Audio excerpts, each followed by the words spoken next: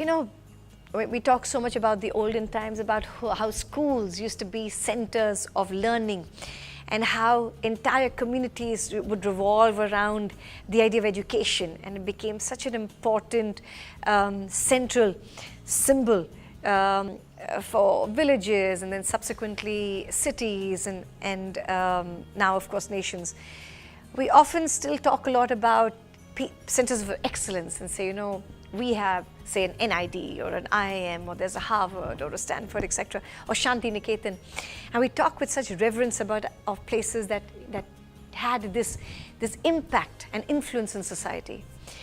I think somewhere we lost that. We just got into running schools, and schools just became places that had a kind of a more transactional relationship with its user. Or there were the public schools which then needed to serve the idea of just serving the user or the consumer that came within the walls of the school.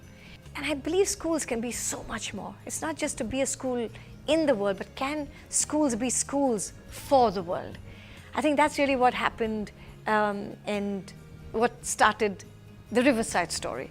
I remember in 2007, I remember saying, what do you all do? Do you all go out and play? I mean, I remember telling them about playing Gilli Danda and Dabba I Spice, you know, and all of those games we played. And the children started telling me that no, nowadays their parents don't allow them to go down to play simply because streets are not safe anymore, and the parks are at a far distance from where they are. So that actually triggered the idea of our very first initiative with the city to say, how does a school become more than just a school, but a symbol of hope, a symbol of community, a symbol of culture, a symbol of safety? How can we start a conversation with the city?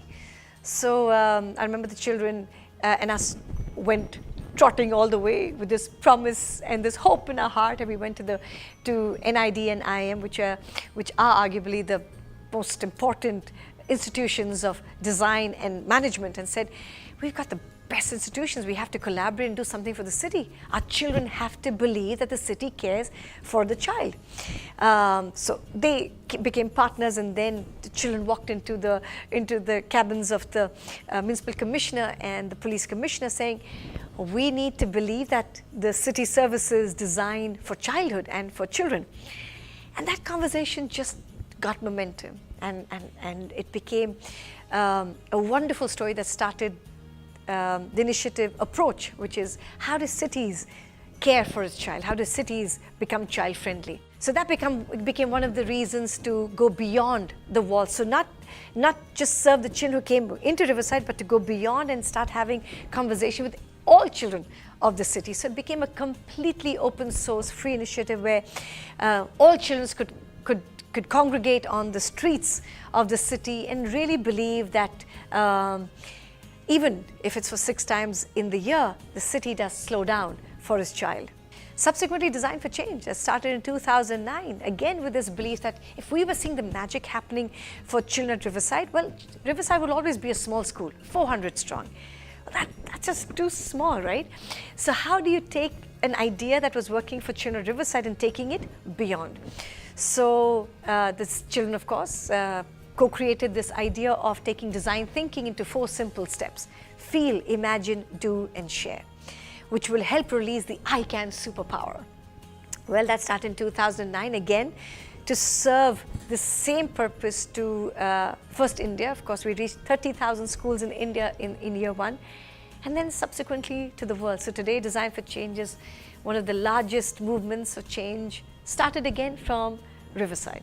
And then, of course, the third idea and the fourth, how do you support the right to education and say that that becomes a responsibility that we don't fight and we don't resist, but how do we welcome that into our space and believe that right to education is not just for people who pay the fees, right?